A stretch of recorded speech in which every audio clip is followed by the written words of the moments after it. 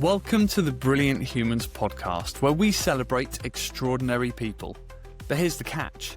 No one is talking about themselves. Every guest is here to share the story of a brilliant human who shaped them, inspired them, or changed their life forever. They might be famous or completely unknown, alive or no longer with us. A teacher, a parent, a stranger, a leader, a friend. These are real stories, honestly told. Stories of kindness, creativity, courage and connection, because brilliance deserves to be shared. This is the Brilliant Humans podcast. Welcome to the show. On this episode of the Brilliant Humans podcast, I'm joined by Declan Edwards, a happiness researcher, coach, and founder of the BU Happiness College. For the past decade, Declan has dedicated his life to teaching the skills and science of happiness, sharing his insights everywhere from the TEDx stage, his podcast How to Be Happy, and keynote speeches around the world. Outside of work, he's a dad, basketball player, and keen traveller and hiker. And an interesting fact about Declan is he remembers things by colours, not names. Today, Declan is here to talk about the first person who showed him that life could be lived intentionally and that happiness can be prioritised over success. I can't wait to dive into this one. Welcome, Declan. Thank you so much for having me. I'm excited for this. Me too. But before we jump into it, I have to ask about this colour thing, because just explain that a bit. You remember things by colours. Yeah, I didn't know this about myself. I didn't know it was a weird thing about myself until a couple of months ago. Somehow made it through quite a few decades of my life having not noticed it until someone said, "Hey, is your bookshelf organized by color?" And I looked behind me and I went, "Yeah, it is." And they went, "How do you find things?" I'm like, "I don't remember the names of books. I remember the color of the spine. And then I can find it that way." And they went, "Okay." And then I looked at my phone that afternoon and realized that all of the apps on my phone are organized by color. So page 1 is like blues, page 2 is greens, and it goes through. And then the more I thought about it, the more I went, hang on, I will remember what someone was wearing, the color of shirt they had on, much more easily than I'll remember their name. Yeah, it's a strange little quirk of mine, I guess. I've never heard it before. I think you just take things for granted that are about you, don't you? But we're going to jump into your brilliant human, but I want to hear about BU Happiness College, because there can't be that many happiness colleges around the world. So do you want to give a quick sort of pitch on what that is? Yeah, no, I'd love to. And you're right. I don't think there's many yet, and I hope that there will be more. I do dream of one day it being as commonplace and normalized to go to a happiness college to learn skills that make you a better human being as it is to go to a traditional college to learn skills that make you a better employee, which is basically what a happiness college is. So my background's in positive psychology, which is the scientific understanding of happiness. Learning happiness as a skill, learning what it means to create happy workplaces, to live a happy life as individuals, even what I'm looking to do my PhD work in, will be understanding what it takes to create happy societies and countries. What are the measures and decisions that go into that? And the more I learned about this, the more I went, it is wild to me that I didn't learn this stuff at school. Emotional intelligence, self-compassion, empathy, things that we know lead to a happier life. And ironically, these days, a lot more success in career paths as well, soft skills and human skills, just seemed really missing from the curriculum. And so many years ago, I said offhand to my fiance, now my wife, so she stuck with me through this. I said, I think I want to quit my job. She goes, "Okay, what do you think you're doing?" I said, "I think I want to open a happiness college. I want to open an online space that teaches these skills." That was now 8, nearly 9 years ago. We've got members and graduates in 6 countries, and I'm really proud of the ripple effect that we're spreading. Well, that's amazing. And look, I've always sort of thought of myself as being relatively happy. And I think you do have to work at it. And I think people just meet you and you're very smiling. And they go, "Oh, well, he's just happy." But we're going to get into this because I love that. I think it's important to mention what the BU Happiness College is and what your sort of life purpose is, because there is a brilliant human that sits underneath this, as we kind of hinted in the intro. So why don't you tell us, Declan, who is your brilliant human? Yeah, and by the way, I want to say I love this concept of a conversation. I'm fortunate enough to do a lot of podcasts these days to share my research and work and the stuff that we do at BU Happiness College. This really stood out to me because I was like, this is an opportunity to talk about someone other than myself for a change. Like, don't get me wrong, I've got an ego. I like talking about myself. But what a beautiful thing to talk about someone who helped shape me into who I am. Because I don't believe there's such thing as being a self-made success. I think it's rubbish when people say it. At bare minimum, a customer has believed in you and bought from you. At bare minimum, someone's backed you. At bare minimum, someone challenged you. And hopefully, above bare minimum, people have influenced us along the way. Like, I like to think I'm now a mosaic of all the people that I've connected with and worked with over the years. And this, when I sat down and thought, who's my brilliant human? I went, this is a large piece of that mosaic. This is a large piece of me and a huge influence on who I am. It's a man by the name of Sebastian Terry. And I consider him my first sort of informal and unofficial mentor, coach, stand-in big brother when I felt like I needed a big brother in my life. Someone who just really, as you said in the intro, showed me and gave me an example that it was possible to live a life true to oneself rather than just the standard sort of expectation of how we're meant to live life, and also possible to prioritize our happiness ahead of traditional measures of success. So I call him Seb for short. I'm probably going to call him Seb a lot throughout this episode rather than Sebastian, but yeah, he's a good human. Am I allowed to call him Seb? I believe so. I think so. Good. I don't think he's got an issue with it. We're going to. Okay, we'll find out when he complains on YouTube. Look, great, and I think you said something there.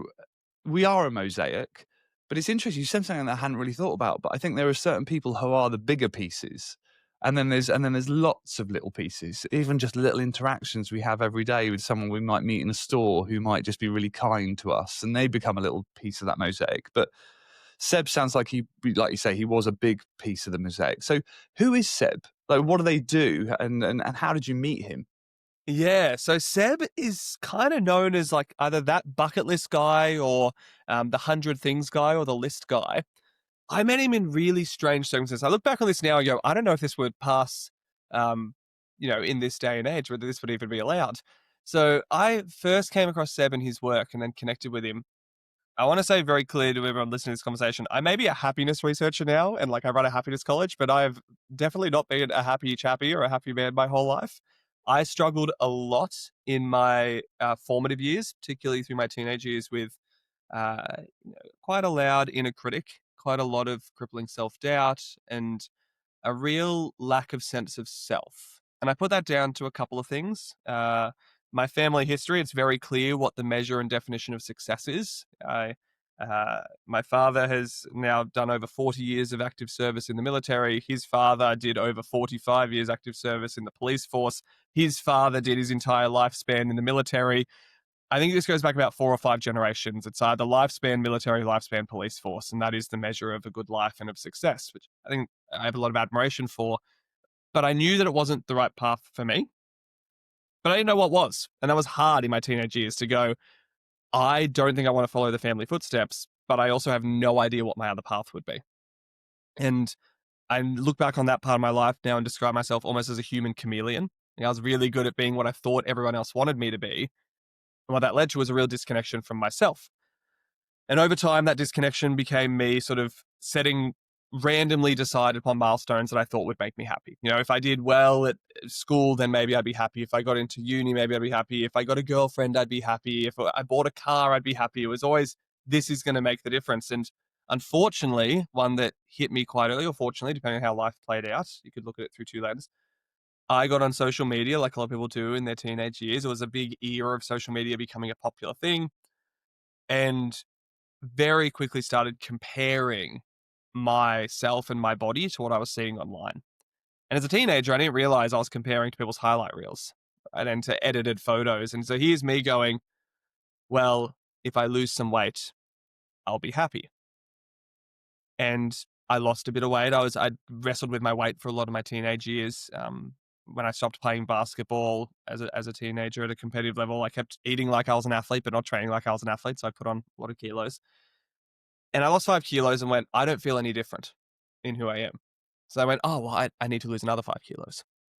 And this kept going for a few years to the point where I lost close to 30 kilos and ended up putting myself in and out of hospital with disordered eating and body dysmorphia, which at the time was not really well understood at all, especially in men. Like, it wasn't something that people were talking about, like, hey, men struggle with this too.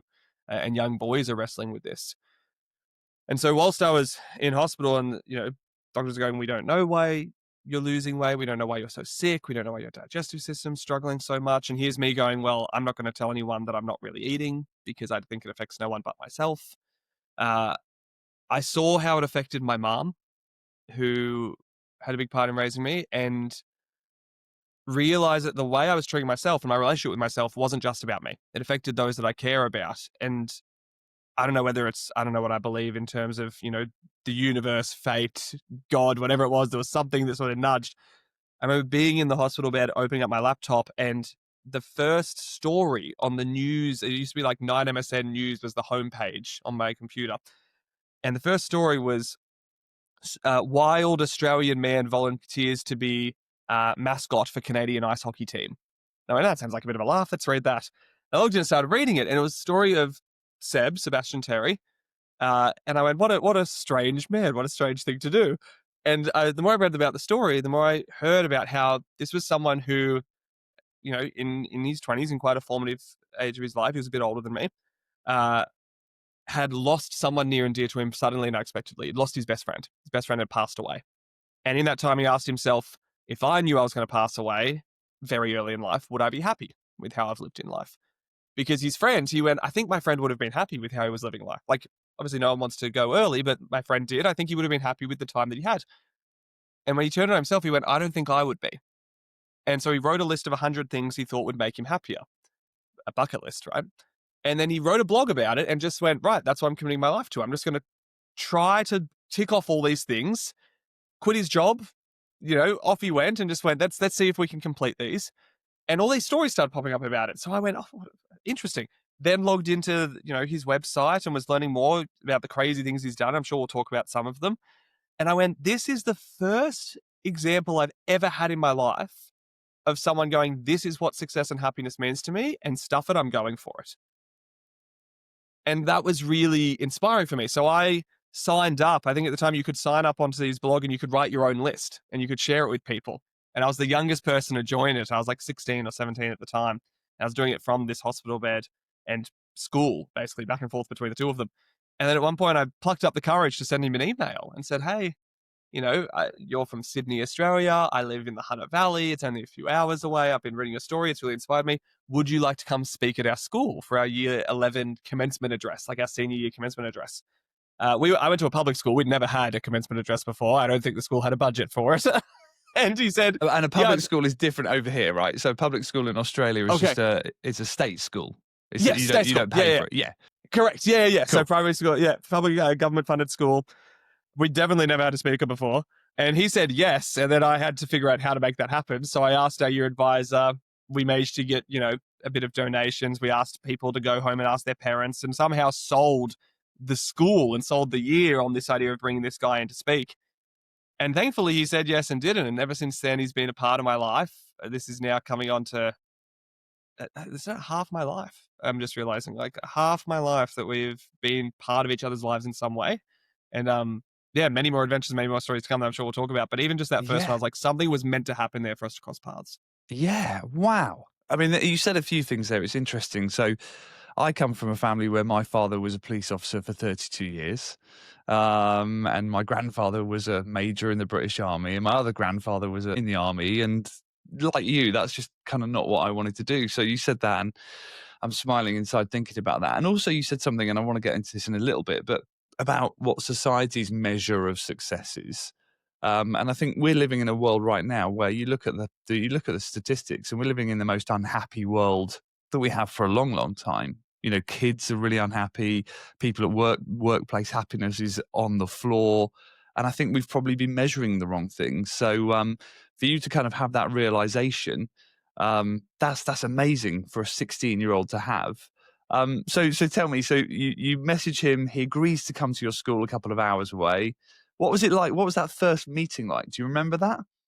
It was, incredible. I think for a couple of ways, like, it was nice to know that this was a real human being behind the stories.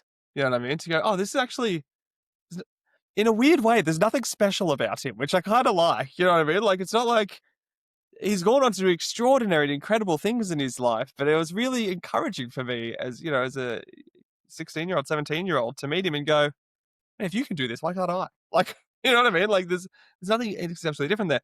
We ended up doing something. He asked me, he said, hey, before I come to the school, what's something on your bucket list that we could potentially do at the school? Like, what's on your list that we could potentially make happen?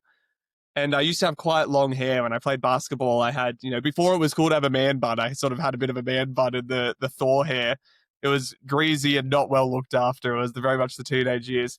And I went, actually, I'm quite insecure about my ears. I've got relatively large, sticky out ears. That's why I've grown my hair long. It's on my list to try to overcome that by shaving my head. I've never really had short hair and shown my ears. And he goes, I'd love to shave your head in front of all your peers at school. And so next thing you know, I'm there having the head shaved, going completely bald for the rest of the term and the rest of the year. And we just stayed in touch. Like from that, we just kept in touch with each other. It's incredible. And it does make me laugh that finally clickbait actually works for a good reason. Man Right? as mascot for ice hockey team. I mean, it's crazy. What were some of the other things on his list then? Because it sounds like has he made a bit of a career out of that list? He has. So he's gone on to, I think he's now at 77 of the 100 have been ticked off. And this is now over 16 years, maybe a bit more, closer to 20 now. He's now moved to the US. He's speaking all around the US and all around the world about the importance of setting goals for yourself that matter to you and having a bucket list and connecting with your definition of success. And it's interesting. He said, I remember about 5 years after I first connected with him, so early mid 20s for me, he said that his approach to the list had fundamentally shifted around number 50. He kind of ticked off half the list and went, this is no longer about me and my list and my happiness, and I actually don't care if I never complete it now. What I care about is helping other people achieve theirs. And so that went on to become, there was a reality show over in the US where he was connected with people who had a bucket list. He helped one, veteran, US soldier who was a double amputee climb an ice wall in, I think it was Alaska or Canada.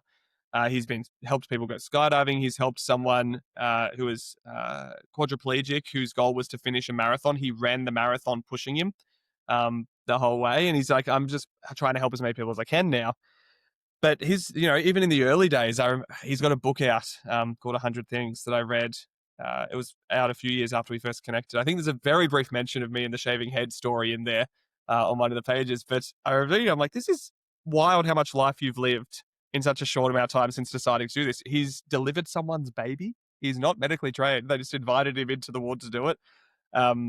He's married a stranger in Vegas before. He's been shot whilst wearing a bulletproof vest just to see what that experience was like and what it felt like. He's raised hundreds of thousands of dollars for charity. His first goal was to raise 100,000. It's now much more than that.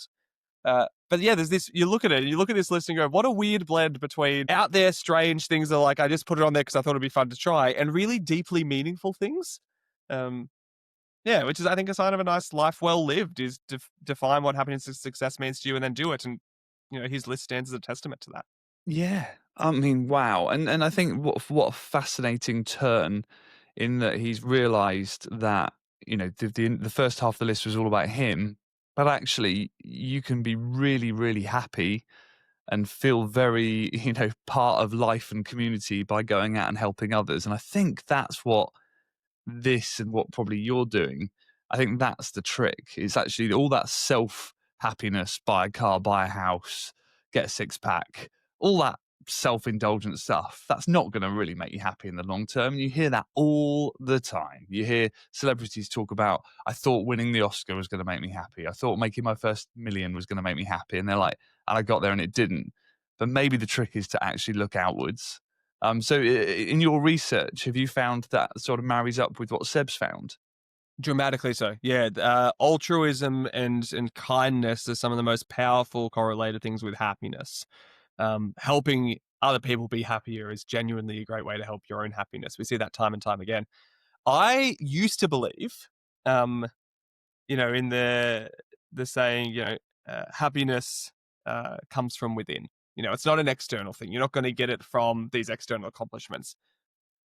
In the last few years, since doing a bit more research, going and doing my master's thesis in positive psychology, I've actually adapted a little bit. I think happiness starts within us. Like, we plant the seeds of happiness within ourselves by getting to know ourselves, defining happiness and success on our own terms, knowing our values, like managing our own emotions more effectively, these internal skills. But I think those seeds are then nurtured and strengthened, and happiness is expanded in the space that exists between people. Be it in the space that exists between you and your loved one or significant other, between you and your parents, between you and your children, between you and your community, you and your society. People just seem to be an essential component of a happy life. I know the longest running study on well-being and happiness in later life, the Harvard longitudinal study, has found for 70-something years now that the number one predictor of people's health, well-being, and happiness in the later stages of their life wasn't how much they smoked, wasn't how much they drank, wasn't whether they exercised, wasn't how much money they made. It was what is the quality of their closest relationships? Do they feel connected to others? And we're living through a time where some measures of happiness are still getting better, which is nice, but we are living through a time of great loneliness for a lot of people and disconnection.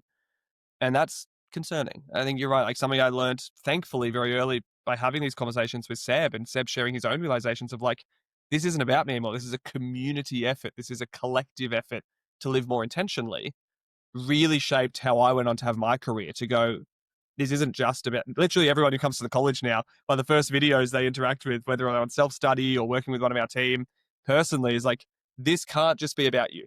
Like, you are coming here to learn skills, whether that be to help you with your, make a difference on your children, on your partner, on your workplace, on your clients, like on your, softball league that you play on the weekends. Like, this has to be about how do you use this to help other people's happiness, because A, that's how we're going to make the world as a whole a bit happier. I can't do it on my own, unfortunately. And B, you're going to be happier from it. You're listening to the Brilliant Humans podcast, where, here's the catch, no one is talking about themselves, only the brilliant human who has changed their life. If you've got someone you'd like to celebrate, drop us a note at brillianthumanspodcast@gmail.com.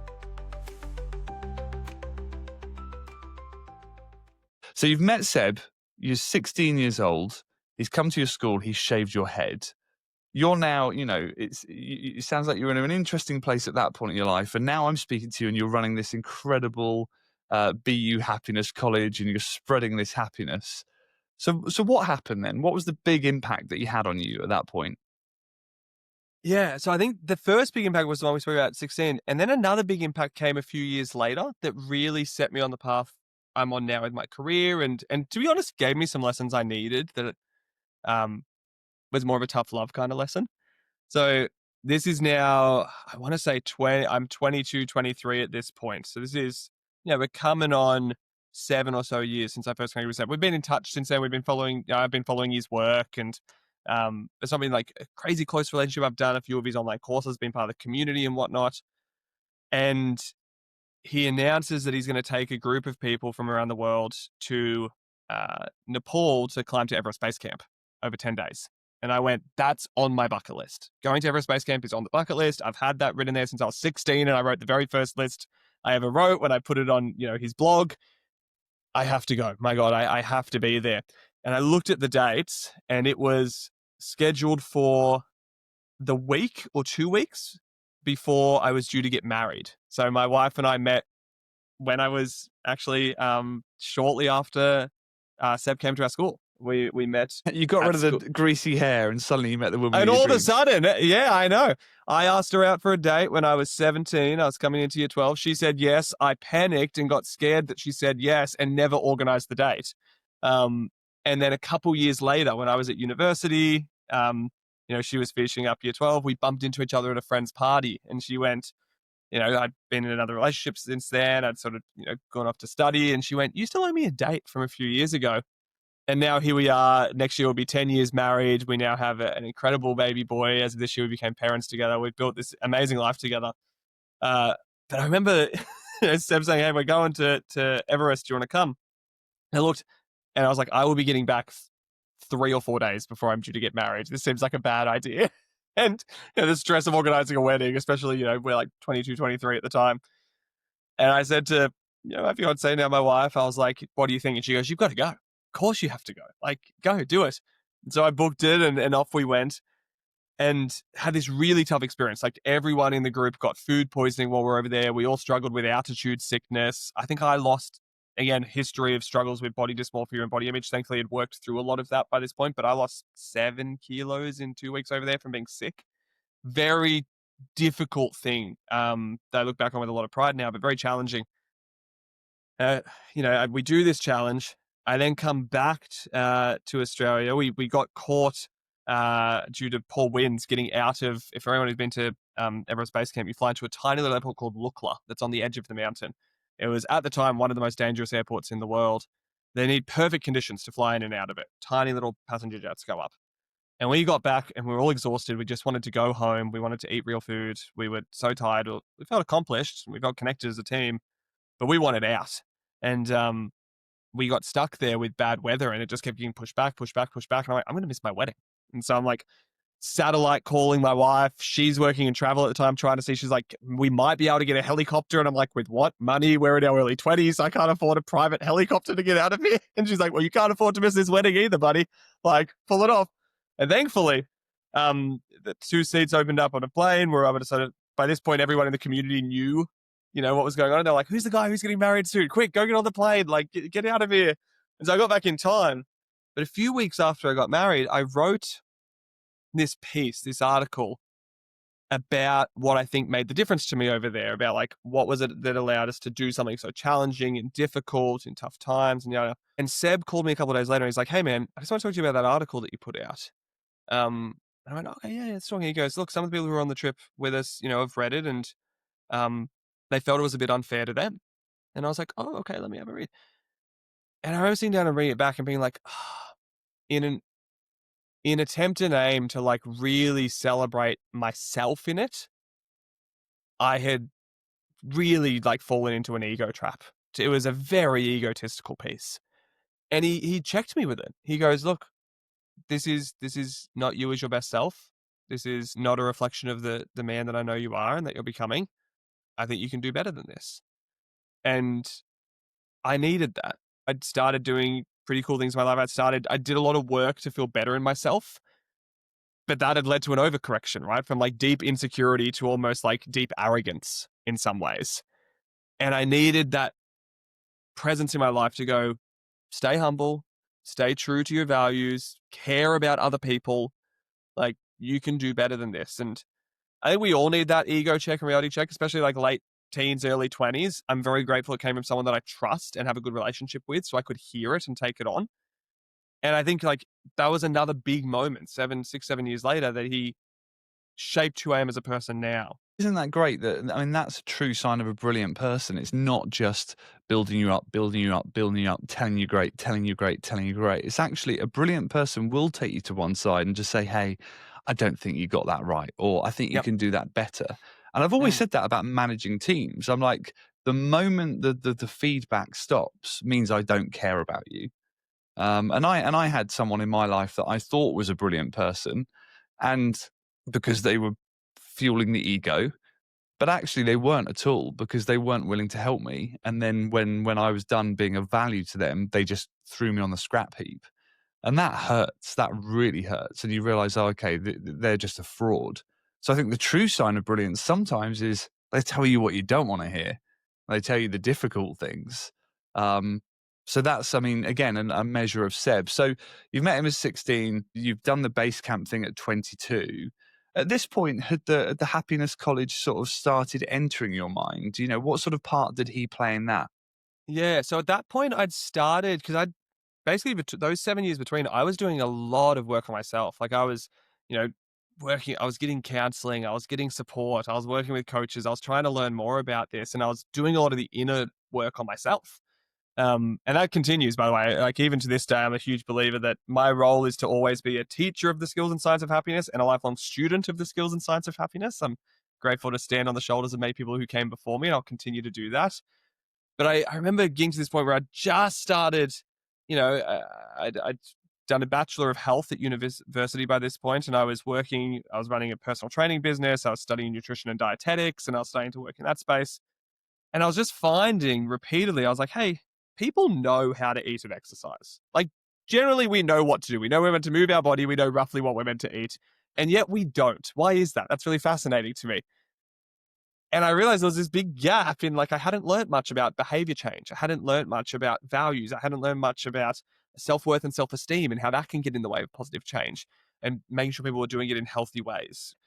And so I'd started dabbling a little bit about, like, I had some clients who believed in me early enough that I was like, hey, I know you've paid me to be a personal trainer, but like, I'm learning this stuff.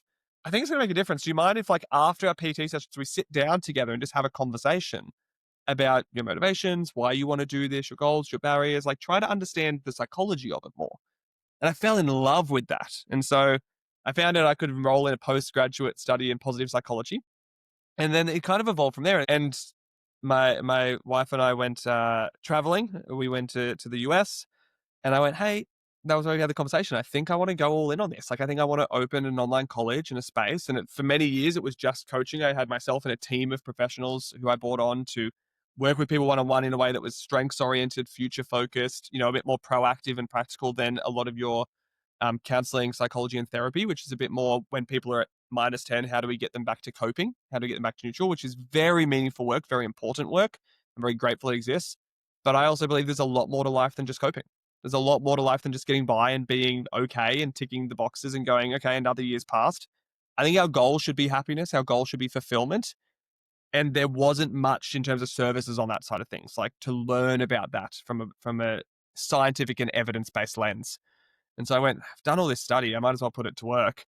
Let's give it a go. And thankfully, she backed me and she said, sure, go for it. And I guess the rest is history. Yeah, we're now 7, 8, nearly 9 years in. Yeah, it's so And good. doing well. Congratulations.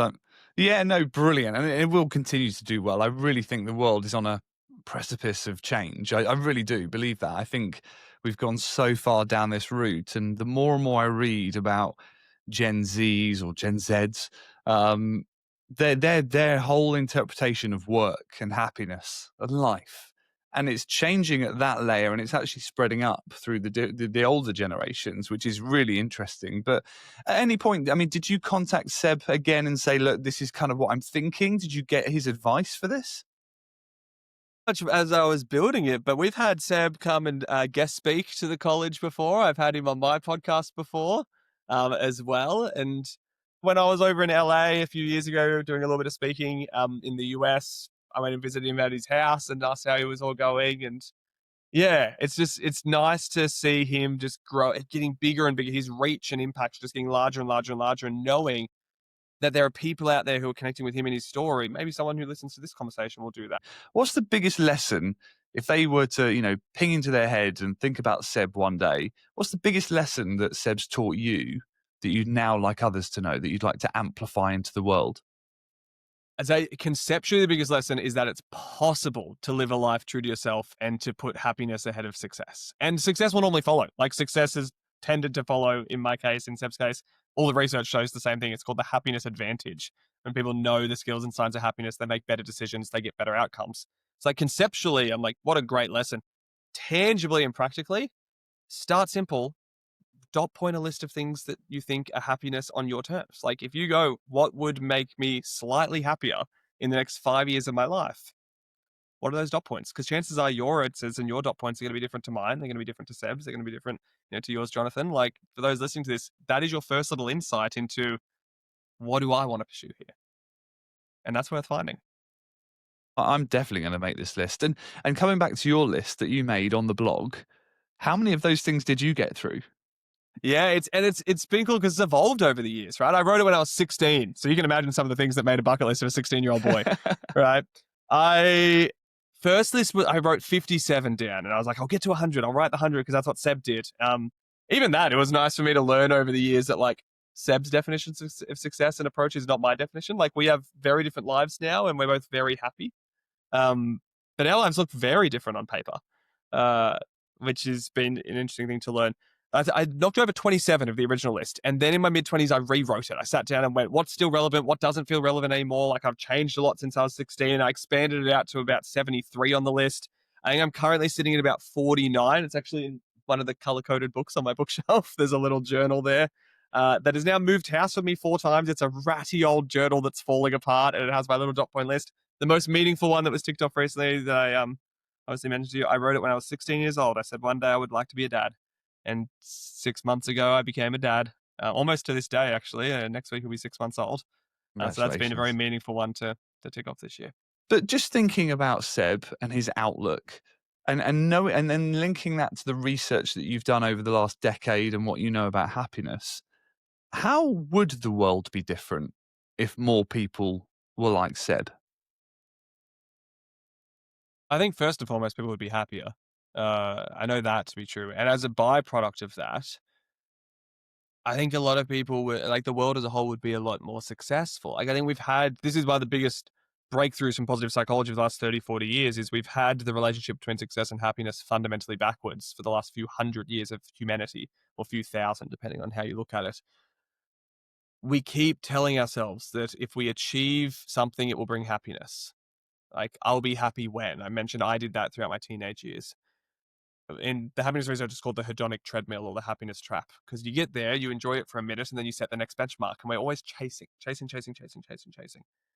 I think if more people like Seb, we would stop looking for happiness outside of us and stop relying on success to bring us happiness. And we instead go, if I look internally, what does happiness mean to me? And whatever answer, go for that, right? Like, whatever comes up, don't point it down, go for it, pursue it. And you don't have to do it, you don't have to quit your job and go and make this your entire career and entire identity. But I just think if you go, hey, if I look back in a year, did I carve out pursuing things that matter to me? And if I didn't, well, that's a pretty big problem. I think the world would generally be better if more people could look at their life. And I know this for a fact because another great researcher, Bronnie Ware, who was an Australian palliative nurse, wrote a book called The Common Regrets of the Dying. She did the longest study on what people regret on their deathbed.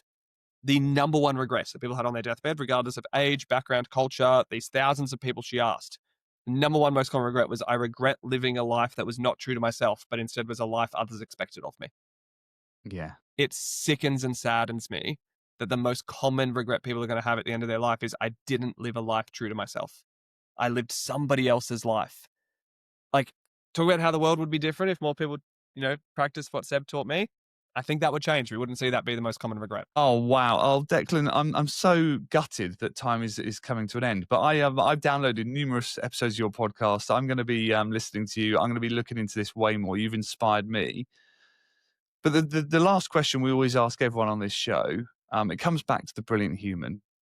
So what would you like to say to Seb if he's listening to this now? I've been fortunate enough to have this conversation with him before, but I don't think we can say it enough. Gratitude shared is a gratitude doubled. And thank you for having the bravery and courage and maybe foolhardiness to go after your own dreams and to pursue those.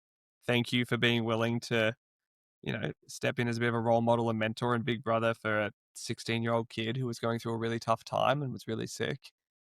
Thank you for being a constant pillar and presence in my life as someone who stands true to himself and stands true to his definition of happiness and success. I know for a fact that you've made not only a huge impact in my life, but in the lives of many, many, many people. And I feel grateful to be part of that community and very grateful that our paths crossed. Thank you so much. And yeah, I'll echo that to Seb. Thank you so much for inspiring. I think about how painful I feel the 16-year-old you was in so much pain and trauma and was in a hospital bed. But I'd love if someone else is listening to this and they're in a bit of a bad pickle in their life or a bit of a bad spot, is look at what can come out of that. Like if you hadn't have been in that hospital bed and you hadn't have opened that laptop and you hadn't have seen that link and you hadn't have clicked that link and all those chain reactions to what you are doing today. And I've had moments in my life where it just feels really dark and it feels like everything's crumbling. And out of that, there's always a little bit of a light and a little bit of a beacon. And then you look back and you go, God, that thing wouldn't have happened and that thing wouldn't have happened and that thing wouldn't have happened if we hadn't have gone through those tough times. So thank you, Declan. Really thank you, because the work you're doing is so important. And I have loved meeting you. You are also a brilliant human. So on behalf of everyone that you're touching, thank you so much. Well, look, that's it. How can people visit the BU Happiness College? How can people find out about things you're doing? Yeah, a couple of ways. So obviously, I'm assuming you're a podcast person because you're listening to a podcast. We run a show called How to Be Happy, which teaches the skills and science of happiness. We have conversations with people who come to college, conversations with researchers and professionals in the happiness space that I look up to, and conversations with members of our team at the college, as well as just sharing these little snippets of like, hey, here's a practical tool that you can use to make your life a little bit happier. So definitely check that out. Feel free to subscribe wherever you're listening to podcasts through. If you want to find out more about coming to a happiness college, if you go to buhappinesscollege.com, you'll find out all the details there. We're also putting out, which should be around the time this episode's coming out, so if you're listening to it, it's likely live. We're really focusing on democratizing the skills and science of happiness moving forward, which means making it as accessible as ever. We're proud to have members and graduates at the college now in 6 countries, but we would like that to be every country in the world. And so to help with that, we're putting out a short course called a Certificate of Happiness Studies. You have lifelong access. It's recommended to take about 6 weeks to study it. And it teaches you some of the fundamental skills like introspection, learning to get to know yourself, the skill of managing your mind so it's not always going to the negative and it starts seeing potential and possibility more. And it's got these fundamental skill sets that we can learn and get better at that make our outlook on life better and make us feel better. And that's going to be available probably around the time that this podcast comes out. So I'm sure we'll get a link in the show notes for that. We'll also I'll set up a little code, and if you write in Brilliant, you enroll in it, you'll get a special little discount from us to make it even more accessible. Look at that. And yeah, I'd love to see as many people as possible come to the college. Yeah. Wow, we're definitely going to share that far and wide. Declan, thank you so much for giving up your time to come and speak to me today. It's been amazing, and good luck with everything you're doing. Thank you so much. I appreciate it. If you'd like to learn about the skills and science of happiness, then we have an offer for you.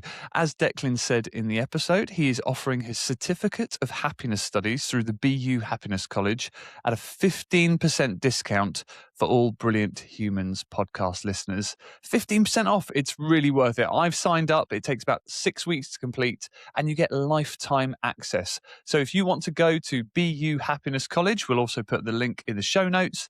You can get 15% off just by typing in the word brilliant. That's brilliant for 15% off. Thank you, Declan. Thank you for listening to the Brilliant Humans podcast. If you've got a brilliant human you'd like to celebrate, then email us at brillianthumanspodcast@gmail.com to find out how to share their story. Or if you've got someone you'd simply like to thank, why not tell them now? It might just make their day. And if you've enjoyed this episode, please don't forget to follow, like, or leave us a comment. It really helps more people discover these brilliant stories. See you next time.